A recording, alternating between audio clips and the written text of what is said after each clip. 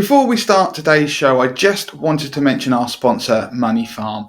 Now, Money Farm is a leading digital wealth manager with over 60,000 active investors with over £2 billion invested on its platform. Now, it offers three main investment products, including a stocks and shares ISA, a general investment account, and a personal pension. By answering a few simple questions about your investment goals and attitude to risk, you'll be matched to one of the 7 globally diversified portfolios. Money Farm's expert team provides hands-on investment management by regularly adjusting and rebalancing your portfolio on your behalf.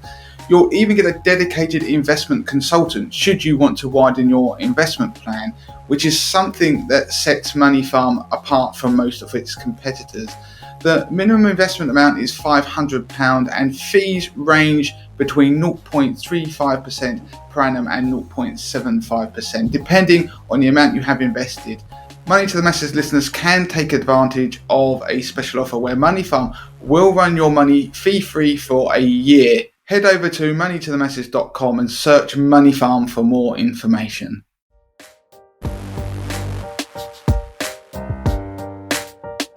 Hello and welcome to the latest episode of Damien's Midweek Markets, the show where I talk about what's been going on in investment markets and what to look out for in the days and weeks ahead. So last week I explained how the price of natural gas had soared in 2021 and in particular over the last couple of months. Even after I published last week's show, the price of natural gas kept soaring. So much so that by the end of that day, the price of natural gas had hit an all-time high, meaning that the price had risen sixfold so far in 2021.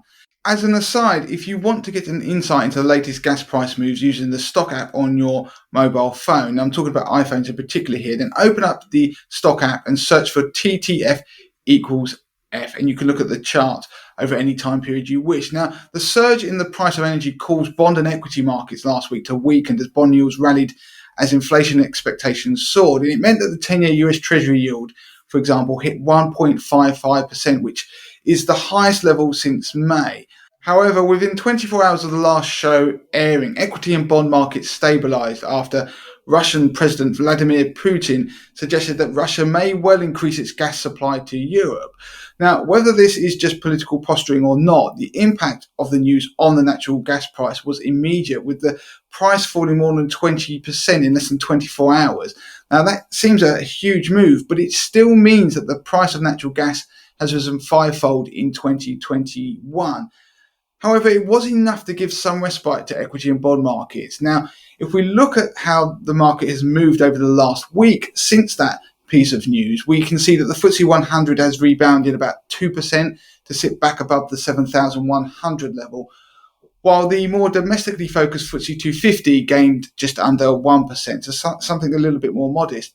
Now, if we go across the pond to the US, there was an initial surge in US stock markets following the tumbling gas prices and the extension of the US debt ceiling, which is another story for another day and a can that's been kicked further down the road. That euphoria evaporated and the market is broadly flat over the last week.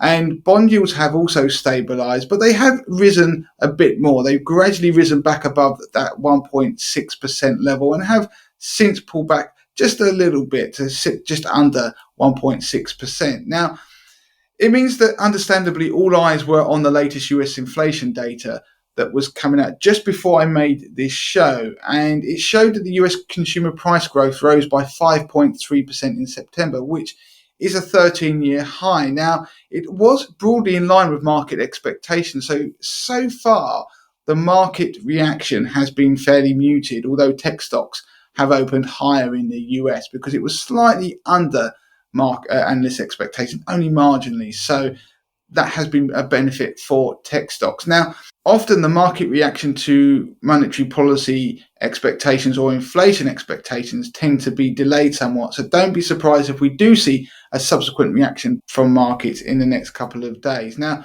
although inflationary pressures remain, the market seems to be consolidating at the moment and digesting last week's aggressive moves. Now, in the UK, the former MPC member Andrew Sentence wrote a piece in the Times that concluded that it's time for interest rates to rise, but for taxes to be held down. Now, that was quite a strong piece and actually suggests that we are almost certainly going to see interest rate rises in the near future. In fact, the market has started to price in that we will see a rate rise in the UK by December.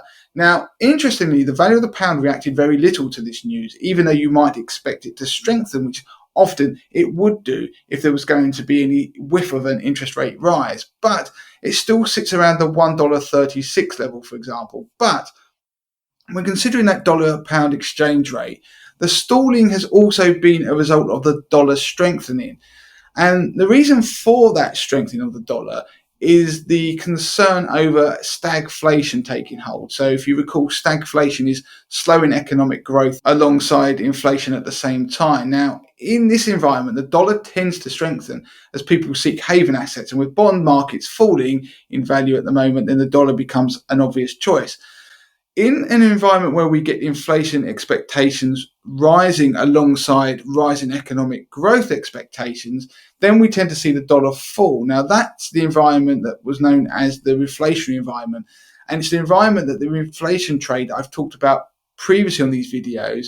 That is the environment where the inflation trade does very well, as we had earlier in the year. So, for example, cyclical stocks did very well. Now, often, if you get the dollar right when allocating or choosing your investments, you get almost everything else right. Now, some analysts are suggesting that the dollar's strength has run its course and we could start to see that trend reverse and it start to weaken. Now, if we do start to see the dollar fall, then we may re-enter a world where equities and bond yields rally at the same time again. So keep an eye on the dollar index, which measures the strength of the dollar against a basket of currencies for any clues as to the direction of the dollar's strength. Now, you can follow this on the iPhone app again, the stock app, if you search for dx-y.nyb. And if you go back and look at that chart over the last year, you can see the ebbs and flows, which also coincide with the market's narrative at the time of whether we were entering a period of reflation or stagflation. So this ultimately decided which assets won and lost over the coming months in each of those scenarios. So for now, it seems that the market consensus is that there is going to be inflation and it's here to stay, and that interest rate rises are coming. The question remains, what type of inflation will it be? Will it be stagflation or reflation? And that's been the question for much of 2021, and it seems that the dollar may hold the answer to that, or at least give us an early clue. So that is it for this week on Damien's Midweek Markets. As ever, you can contact me via email. Damien@moneytothemasses.com is the email address. You can find us on Twitter, Money to the Masses with the number 2. You can find us on Instagram, Facebook, TikTok, and of course, don't forget to subscribe to our YouTube channel.